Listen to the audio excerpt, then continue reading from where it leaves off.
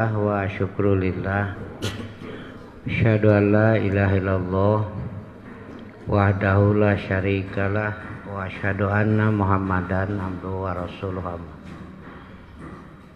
Qala Allah ta'ala fil Qur'anil Karim a'udzu billahi minasyaitonir rajim. Alam taro ilal ladzina utu nasiba minal kitab yud'auna ila kitabillah liyahkuma bainahum summa yatawalla fariqum minhum wa hum muridun zalika biannahum qalu lan tamassana an-nar illa ayyaman ma'dudat wa gharrahum bi dinihim makanu yaftarun. Ikhwata iman rahimakumullah, ahli kitab nu dimaksud teh Yahudi dan Nasara, yaitu mereka yang beragama samawi, agama wahyu, dengan kitabnya Taurat, Injil. Kemudian mereka merekayasa isi kitab itu. Mereka campuri dengan aturan-aturan yang dibuat oleh mereka yang sekiranya menguntungkan bagi mereka. Akibatnya kemurnian agama terkontaminasi. Kemurnian agama tidak terpelihara lagi.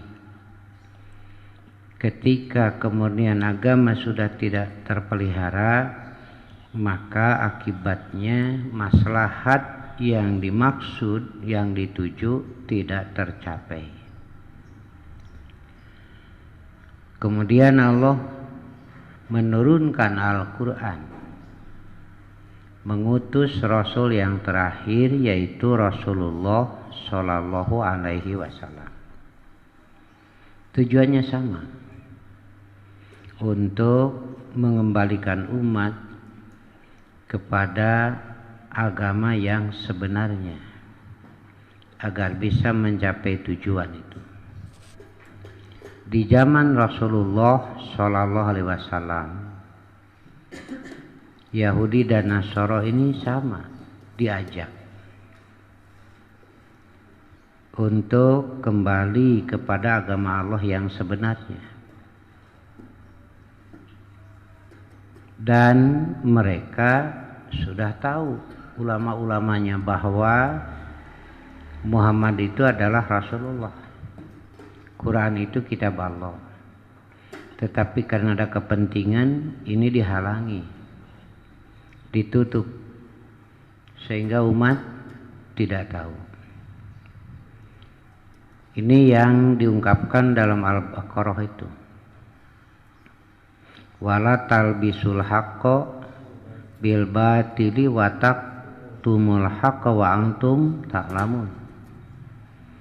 Jangan kamu campur adukan hak dan batal, jangan kamu sembunyikan kebenaran padahal kamu tahu. Gitu. Ini pelajaran berharga untuk Rasulullah dan umatnya. Alam taro, tidakkah kamu perhatikan siapa orang-orang yang diberi kitab oleh Allah? Kemudian mereka diajak, yud'auna ila kitabillah, diajak kepada kitab Allah, liyahkuma bainahum, agar ditetapkan hukum antara mereka untuk keselamatan mereka. Liyahkuma bainahum. Kelihatannya dengan hukum-hukum dari Allah ini mereka merasa terganggu, merasa kepentingan-kepentingannya terganggu. mereka tidak mau menerima. Nah, begitu. Nah, di sini pertama kita ungkap apa hukum itu, sehingga berulang agar manusia mau menggunakan hukum dari Allah. Hukum artinya aturan. Fungsi hukum pengendalian. Tujuan hukum untuk kemaslahatan. Dan tidak ada yang paling benar, paling adil dalam menetapkan hukum kecuali Allah. Jadi hukum artinya aturan secara bebas terjemahnya. Fungsi hukum pengendalian. Tujuan hukum untuk kemaslahatan. Dan hukum ini mencakup segala aktivitas hidup. Ya, sementara di kita sengaja disimpangkan menjadi sempit, seakan-akan hukum itu konotasinya keras. Karena memahami hukumnya hanya sepotong-sepotong. Jadi mengadengi hukum Allah tejol kabayangkeun teh maehan. Potong tangan gitu Ketika ada yang datang ke rumah ngobrol, mengajak jihad, menegakkan hukum, saya tanya, Anda tahu apa hukum itu? Jelaskan dulu. Masa saya harus melangkah dengan ketidaktahuan? Pertanyaan saya kedua, wudu itu hukum Allah bukan? Nah itu tengah jawab Pak, cing sugan teh nyaho jang. Jadi semangat tapi tidak tahu bagaimana nih hasilnya. Inilah gambarannya. Wudu itu hukum Allah. Aturan dari Allah. Bisa tidak mencapai tujuan yang besar ketika yang kecil ini dibiarkan. Nah itu. Salat itu hukum Allah. Jadi hukum itu bukan sekedar yang dimaksud keras, enggak. Malah saya sering menyampaikan umat Islam berangkat ke medan perang bukan untuk membunuh, tapi untuk beramal soleh walaupun di medan perang. Karena itu aturan tetap dijaga. Tidak boleh ada kedoliman. Ini kan yang mesti kita terus ungkap makna ini. Karena ada kalanya semangat besar tapi ilmu tidak ada. Nah, begitu. Pertama, hukum yang berkaitan dengan akidah, ini hukum. Dalam bentuk melarang la tusyrik billah, jangan berbuat syirik kepada Allah. Ini tegas. Dari mana kita tahu tegas larangan ini? Karena ada sanksi hukum. Neraka, azab. Berarti bentuknya disebut jazim. Tegas. Maka cegahan yang tegas disebut tahrim, akibat hukumnya haram. Kenapa diharamkan? Karena tujuannya untuk mengendalikan agar manusia tidak terjerumus ke dalam kehinaan melalui kemusyrikan. Nah begitu.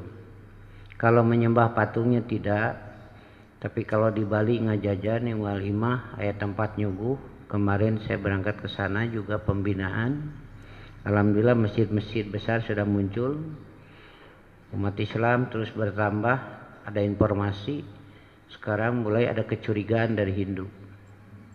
Jadi Islam terus bertambah dan paham Quran Sunnah sudah mulai merebak.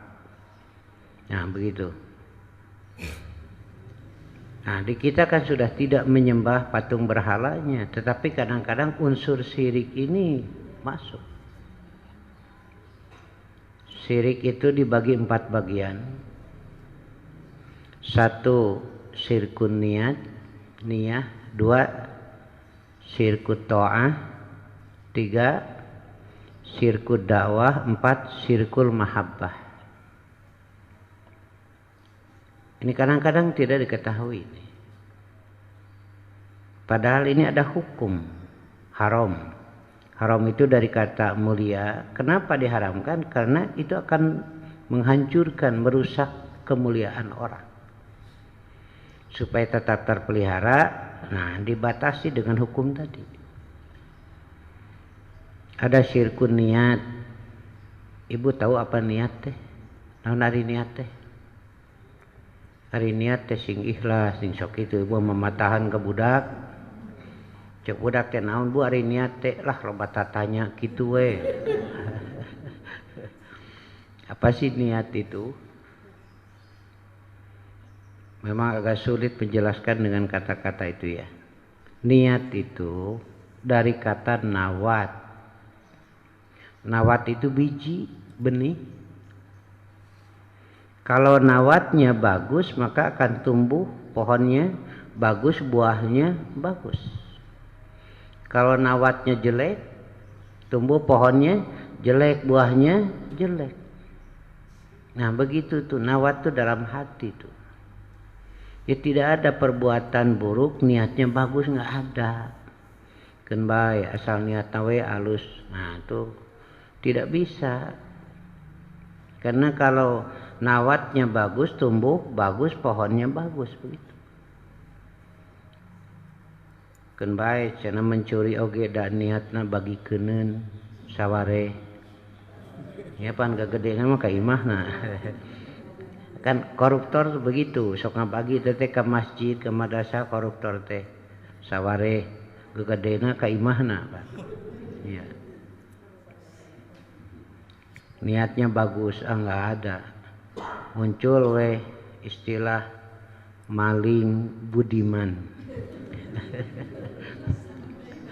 Separuh.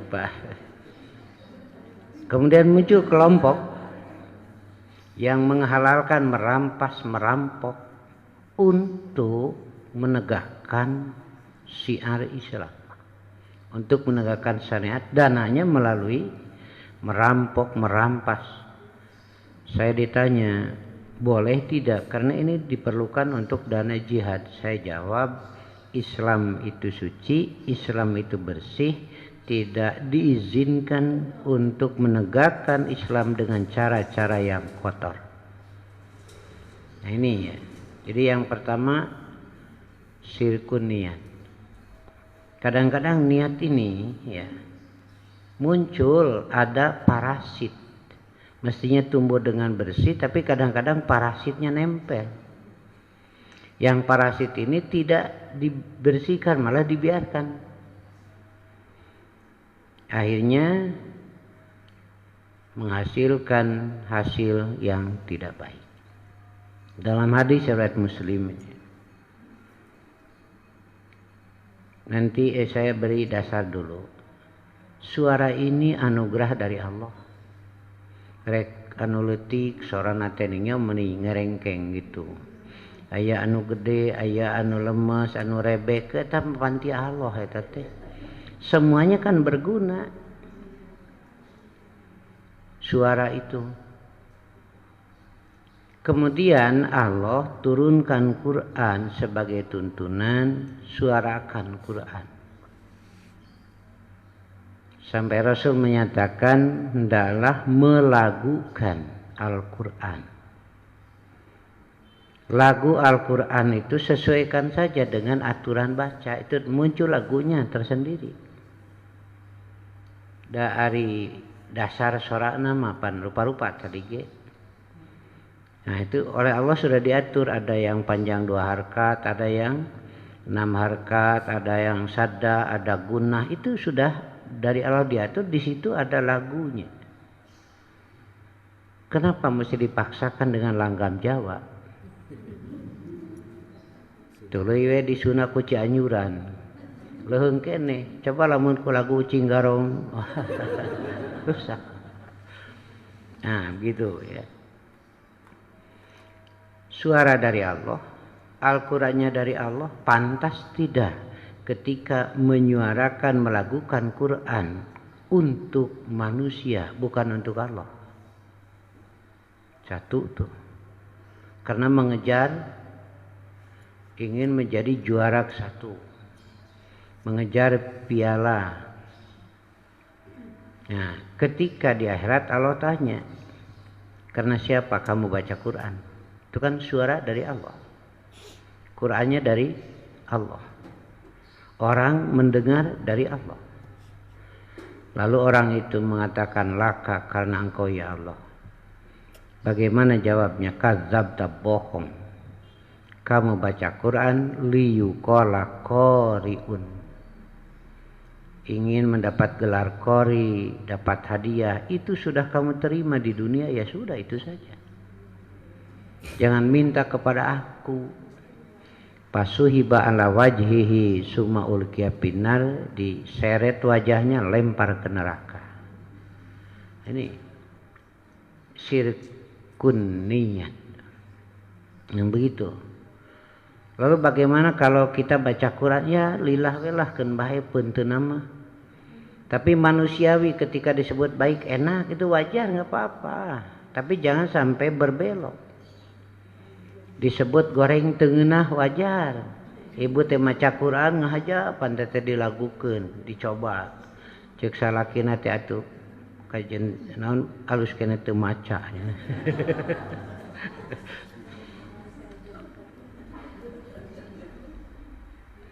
Nepi ka salaki teh peureum pan pamajikan maca Quran teh. Lain bakatku sahdu macana ngan sedih. Maksakeun maneh. Ini ada yang nyanyi ya. Tapi saya tahu apa maksudnya nih, perempuan itu nyanyi. Saya bilang geunaheun jeung kadengena, da kudu dipuji panawa we mah. Geunaheun cing kadengena keur nu torek mah, nah gitu. Baut we. Kemudian ada perempuan deket dipoto, kelihatannya baut. Lalu ada laki-laki ngajak seuri, bilang sama saya, laki-laki itu cenah abdi ngajak seuri. Saya juga tahu apa maksudnya. Saya jawab, pantes we cing da beungeut didinya mah pika serieun. Nah, kita luruskan saja. Jadi kalau ada pujian wajar, enak. Tapi jangan sampai terlena dengan pujian itu, melupakan Allah. Itu. Jangan mengejar pujian itu sampai melupakan Allah. Syirkuniyah dalam salat, dalam infak, dalam zakat. Perlu juga saya sampaikan ucapan terima kasih. Kemarin saya dari Bali ke Bangil, kemudian ke Magetan ini yang memprihatinkan. Ada pendidikan di sana dengan tanah, lalu digugat tanahnya, dimenangkan mereka. Kan di belakangnya Kristen. Kemudian pindah sekolah, sudah berdiri sanawiyah, mualimin aliyah. Itu anak-anaknya ditarik dari NTB NTT. Ini balap dengan orang Kristen. Dari kita hanya dapat 100 kemampuannya. Kalau biaya pendidikan kan ada dari bos, tapi makan sehari-hari 100 orang dari mana? Kelabakan yang ngukut hayam, ternak itulah. Alhamdulillah itu ada jalan. Sementara Maranatha Kristen mampu membiayai 1000 orang. Ini khusus narik teh itu di NTB NTT. Nah dari kita juga sama balap ngan sanggup 100-an. Akhirnya waktu itu semua yang ikut dengan saya, Ustaz Najib punya inisiatif infak mendadak dari semua dari kita. Terkumpul 5 juta langsung diserahkan. Dan di antara yang ikut ada yang menyanggupi, pokoknya tiap bulan saya bantu. Tinggal nanti buka rekening saja. Ini gambarannya, perjuangan ini. Jadi tiap tahun balap tuh mengambil anak-anak dari NTB NTT. Ustaz, kemampuan kami itu nepi ka 100 ge eungap. untuk biaya makan. Saya bilang insya Allah Allah buat jalan. Nah, gitu. Sedangkan mereka mampu sampai 1000 anak. Kan bahaya jeung atuh 100 ge menjadi 50 wae kan ini menjadi tenaga. Ya gitulah gambaran. Jadi kami aturkan jazakumullah yang telah membantu. Alhamdulillah manfaatnya besar. Terus ya, Semarang juga sama di sana. Saya diajak ke beberapa lokasi tapi hanya bisa 2 lokasi karena waktu. Itu di sana teh diadu jeung Kristen. Terus bersaingnya itu ya. Itulah gambaran saja. Kita lanjutkan. Insya Allah niat ini kita luruskan. Kalaupun dipuji enak, senang, wajar manusiawi, tapi jangan terlena sampai melupakan Allah. Ketika tidak mendapat pujian tidak enak, jangan sampai terlena dengan rasa kebencian. Kembalikan kepada Allah. Iya. Mentema cek caroge ka ibu ya, ibu tidak tegelis. Keun bae atuh. Mun nyeri teh hate cenah si bapa nyebut tegelis. Nah gitu wajar eta teh. Nya ge kitu buktina. Tapi jangan terlena muncul kebencian, udah kembalikan kepada Allah saja. Begitu. Yang kedua ada syirku ta'ahna ini. Yang saya sering sekarang sampaikan. Jadi menyembah patung berhalanya tidak. Musyrik besarnya tidak, tetapi kadang-kadang begini, ibadah kepada Allah aturannya dari Allah murni kan, ikhlas teh aturannya dari Allah. Contohnya Rasulullah, pedomannya Al-Quran. Nah itu jadi ibadah kepada Allah tidak pada yang lain, pedomannya hanya Al-Quran, contohnya Rasulullah. Itu keikhlasan. Kemudian menerima cara dan aturan yang dibuat oleh manusia, lalu dicampurkan dengan cara-cara ibadah kepada Allah, digunakan untuk ibadah kepada Allah. Artinya telah mengakui ada yang berwenang membuat aturan ibadah selain Allah. Itu namanya syirkut ta'ah. Ibadah kepada Allah, tapi menerima aturan-aturan yang dibuat oleh manusia lalu dicampurkan dengan cara dari Allah dalam beribadah kepada Allah. Kalau yang tadi musyrik kelihatan ibadahnya kepada selain Allah, ini ibadah kepada Allah tapi menggunakan cara aturan buatan manusia disatukan, dicampur aduk untuk digunakan ibadah kepada Allah. Artinya ia telah mengakui ada yang berwenang membuat aturan ibadah selain Allah. Namanya syirkut ta'ah. Nah ini yang banyak sekarang. Muncul itu rekayasa ini. Makanya kita mengembalikan kepada kemurnian terus, berusaha ini. Supaya lepas dari syirkut ta'ah. Ketika menetapkan satu putusan hukum yang bertentangan dengan hukum Allah dan ini diterima, maka telah terjadi syirkut ta'ah. Syirik dalam ketaatan. Begitu. Nah, ini yang banyak sekarang. Karena itu Dewan Hizbah sengaja terus menerbitkan buku dicicil supaya bisa kembali kepada kemurnian ini. Dan ini seringkali tidak disadari, makanya harus disampaikan, diberitahukan. Jadi kalau kamu begitu nanti, kata Allah, beribadah kepadaku menggunakan aturan yang lain, silakan minta pahalanya ke sana. Jangan minta pahala kepada aku. Karena yang dari aku ini. Nah gitu. Lalu oleh Allah diberitahukan bahwa Rasulullah nanti akan menjadi saksi. Lihat di surat An-Nisa ayat 40. Wajina bika ala haula'i syahida. Kami hadirkan kamu Muhammad untuk menjadi saksi untuk semua. Nah, begitu. Ini terbayang berat oleh Rasulullah. Rasul nangis. Harus menjadi saksi bagi semua umat yang begitu banyak. Nah, makanya dari sekarang Rasul sudah menyampaikan pagarnya, batasnya. 1, man amila amalan laisa alaihi amruna bahwa rodun. Siapa yang beramal bukan atas perintah kami itu tertolak. Tuh, sudah Rasul sampaikan. Kedua, Rasul menyatakan shollu kama raitumuni usolli. Salatlah kalian seperti cara aku salat ini. Begitu.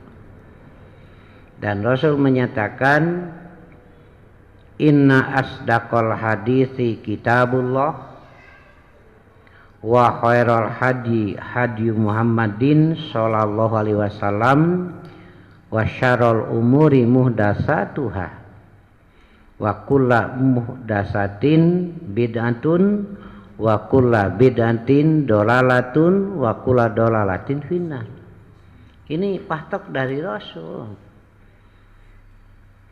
Ini muatannya kasih sayang dari Rasul. Cuma seringkali ditanggapinya salah lagi. Pertama, siapa yang beramal bukan atas perintah kami ditolak. Kedua, kalau salat seperti aku ini cara salatnya. Dan yang ketiga, jangan ada aturan-aturan yang bukan dari Allah masuk, disebutnya bid'atun. Kullu bid'atin dolalah, itu kesesatan. Kenapa? Kan sebelum Quran turun, sebelum Rasul diutus, kena kieu mah geus sarabeng loba. Rekayasa ibadah mah justru Allah turunkan ini sebagai penyelamat. Karena itu Rasul menyatakan wa kullu bid'atin dolalah, sesat, wa kullu dolalatin finnar. Sekarang dianggap tabu lagi. Bagaimana umat bisa selamat ini? Nah, inilah ya. Kadang muncul syirkut ta'ah. Kemudian ada syirkut dakwah. Berdoa memohon. Ari datang ke kuburan memoal. Ari minta ke berhala memoal. Tetapi kadang-kadang ada unsur syiriknya. Mun teu dibere ku si eta mah moal dahar. Ari Allah dikamanakeun. Nah, gitu. Kalau kita meminta kepada seseorang, silahkan sebagai wasilah, tapi jangan lupakan Allah. Kenapa? Ketika meminta kepada yang lain, teribere, dendam, dibunuh kan jadinya. Kenapa? Lilahnya hilang. Sekarang kan tidak sedikit meminta sesuatu karena tidak diberi, muncul dendam dan membunuh. Sekarang kenapa? Lilahnya hilang. Itu kasus sekarang pembunuhan sering terjadi seperti itu. Nginjem teu dibere paehan. Lilahnya hilang. Gitu. Boga kahayang ngajual imah keur mayar hutang ku salakina teu diidinan paehan. Eta teh kasus panungora maehan salakina teh. Anu dibakar teh ning. Iya. Matak beuki sieun we. Iya, paur. Tapi saya sudah ngomong sama istri saya, percayalah, kalau perlu sumpah-sumpah, selama mama hidup, moal dikubur. Dia udah sumpah. Jadi minta silahkan kepada makhluk, tetapi sebagai sebab. Hakikat yang memberi adalah Allah. Ketika tidak diberi, oh ini yang baik dari Allah. Jadi tidak ada muncul hasud, dendam. Jadi syirik itu menghancurkan, merusak. Kemudian yang keempat ada syirkul mahabbah. Cinta itu lahir dari pengakuan atas jasa. rumah salah. Kenapa ibu cinta kepada suami? Karena jasanya besar. Kalau dianggap suami tidak berjasa lagi, nanti mahabbahnya hilang. Suami ada cinta kepada istri karena jasanya ada. Pertanyaannya, ada yang lebih berjasa dari Allah? Menghidupkan, udara jadi disiapkan, airnya, makanan, tempat. Allah paling besar jasanya kepada kita. Karena itu cinta kepada Allah jangan sama dengan cinta kepada suami, dengan cinta kepada istri, kepada anak. Karena itu dinyatakan tidak sempurna iman seseorang sehingga Allah dan Rasul lebih ia cintai daripada yang lain. Karena jasanya ini, jasa Rasulullah dengan menyampaikan risalah sampai hari kiamat. Nah, bagaimana sekarang membuktikan cinta kepada Allah? Lihat surat Ali Imran ayat 30 ya, 31. Qul, katakan Muhammad, in kuntum tuhibbunallah, kalau kamu cinta kepada Allah, fattabi'uni, ikuti aku. Yuhibbukumullah, Allah akan mencintai kamu. Nah, gitu. Kita kembali, inilah hukum dalam akidah. Tidak boleh syirik, tidak boleh kufur, nifak dan sebagainya. Nah, yang saya perhatikan sekarang, syirik dalam arti dohir nyembah berhala enggak kalau di kita mah, tetapi unsur-unsur yang tadi kadang masuk. Ada syirku niat, ada syirku ta'at, ada syirkul mahabbah, ada syirku dakwat itu ya. Kemudian juga Allah sengaja menetapkan hukum aturan dalam ibadah. Karena pengabdian manusia itu kaitan dengan kehormatan. Ketika salah pengabdian itu akan menghancurkan kehormatan hidup. Sedangkan manusia ditetapkan oleh Allah sebagai makhluk yang mulia. Malaikat saja diperintah sujud. Sebagai ikroman, penghormatan. Untuk menjaga kehormatan ini jangan salah pengabdian. Ketika salah mengabdi maka hancur kehormatan.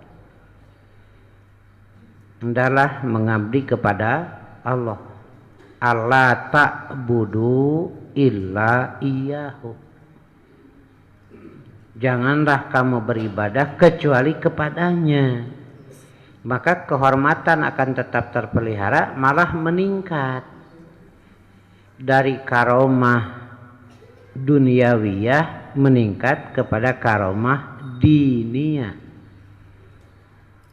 Kehormatan duniawi sekarang meningkat menjadi kehormatan dini secara agama. Dari karomah adamiyah selaku Bani Adam meningkat kepada karomah diniyah, agama. Ketika salah pengabdian hancur kehormatan ini. Ngabring sabarabe sedatang mencari karamat. Karamat itu bahasa Arab, karomah kemuliaan. Bukan mesti dicari, tetapi pelihara yang ada. Walaqad karomna Bani Adam, kami telah beri karomah Bani Adam itu. Jadi bukan mencari, pelihara yang ada. Dengan aturan itu malah tingkatkan karomah melalui agama. Contohnya ada yang sudah hancur karomahnya, Umar bin Khattab. Mencuri, berzina, membunuh, merampas, hancur kehormatan hidup. Kemudian ikut dengan Rasulullah, dikembalikan karomah setahap demi setahap sampai pada tingkatan yang tinggi. Ia dinyatakan menjadi ahli surga padahal masih hidup. Hirup keneh terus dinyatakan jadi ahli surga. Bilal status sosialnya hina karena hamba sahaya. Kemudian dibebaskan oleh Abu Bakar. Lalu Bilal tidak menjadi abdi Muhammad, tidak menjadi abdi Abu Bakar, tapi Bilal menjadi abdi Allah. Makanya meningkat kehormatannya. Ketika dibebaskan oleh Abu Bakar kemudian menjadi abdi Abu Bakar, apa bedanya dengan yang tadi? Hina itu. Makanya jangan menjadi pengabdi manusia, hendaklah menjadi pengabdi Allah. Bilal meningkat derajatnya sehingga Bilal dinyatakan menjadi ahli surga padahal masih hidup. Ari urang tong boro keur hirup geus maot wae.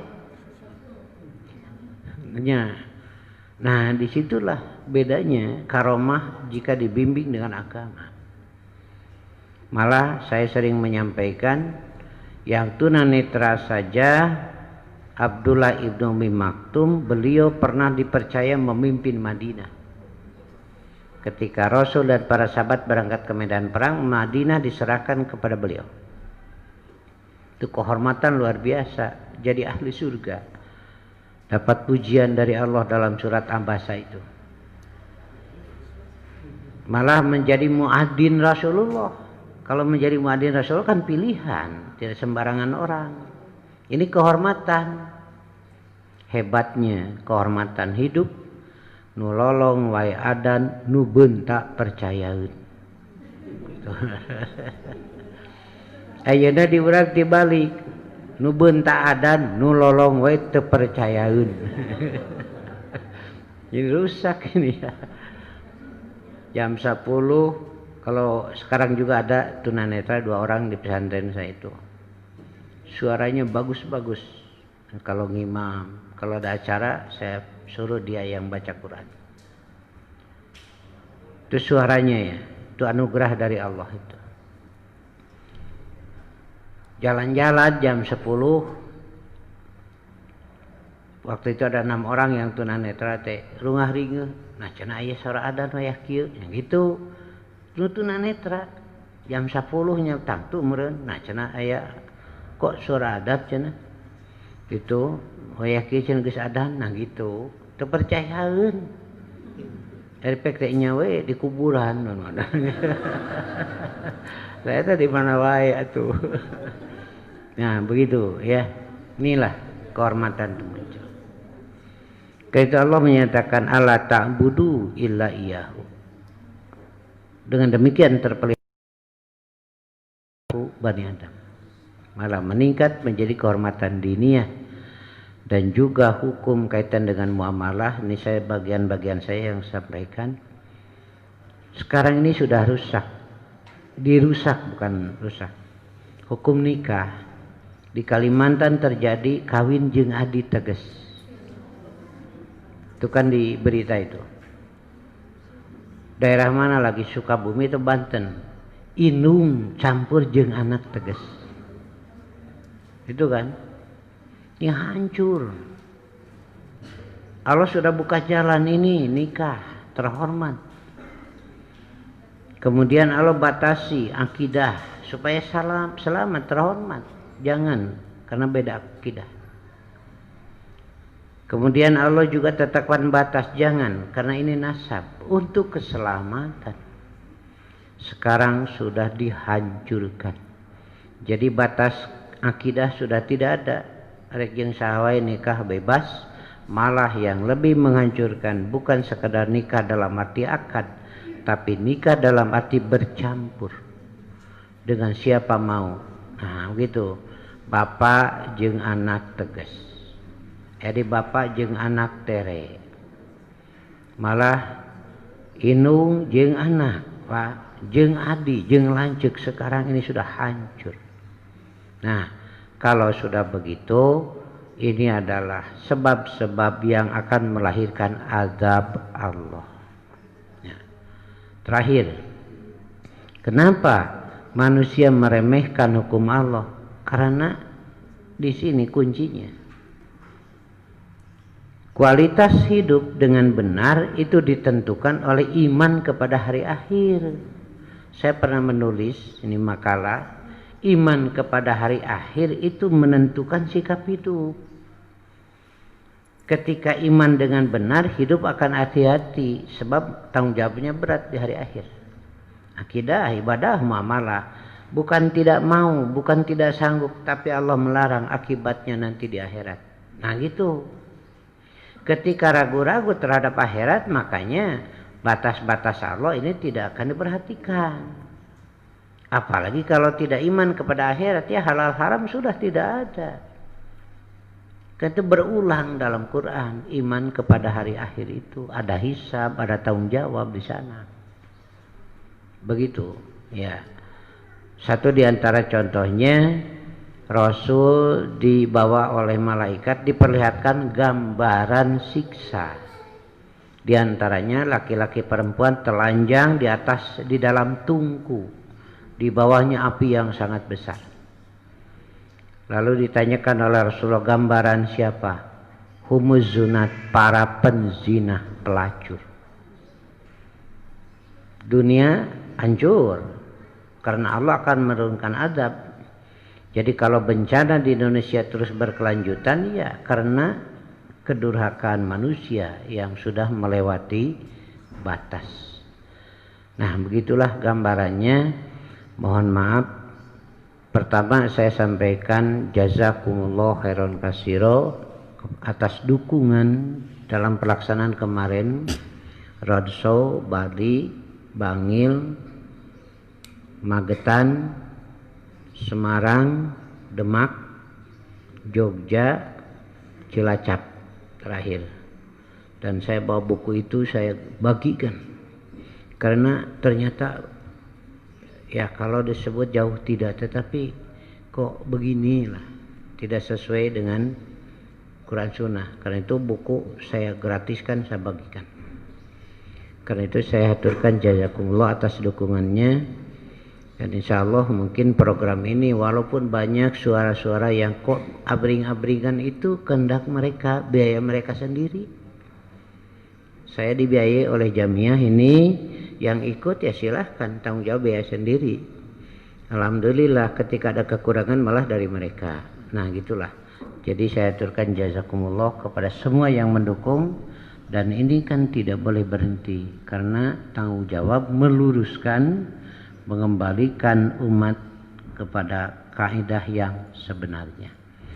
Juga Dewan Hizbah telah menerbitkan buku kedua yang kecil, napakohnya 30.000, kamarima 20, kening cenah Ustad mahal, patarosanana 30.000, nepi ka surga moal. Meni rek nawar kene, kumaha mun diturunkeun dina angkot ning, kuduna mayar 10.000, mayar 3.000 diturunkeun di jalan. Mereka surga cek malaikat turun. Ini intinya bukan mau menjual, bukan usaha, tetapi menyebarkan kaidah yang sebenarnya dalam di sini salat dan cadar yang sekarang lagi rame ya. Bagaimana cadar itu menurut hukum? Di sini sudah ada, silahkan ya. Dan bab salat lainnya, bab tahrikus sababah juga ada, moal dijelaskan tah bukuna aya. Lamun aya pertanyaan moal dijawab. Lamun keukeuh wae hayang dijawab berarti maksudnya beda. Sekian sajalah. Maaf saya ada acara Pramuskernas. Titip saja di Abah lah buku mah, karena saya harus berangkat ke PP sekarang ada Pramuskernas. Sekian aqulu qouli hadza wa astaghfirullah li wa lakum. Assalamualaikum warahmatullahi wabarakatuh.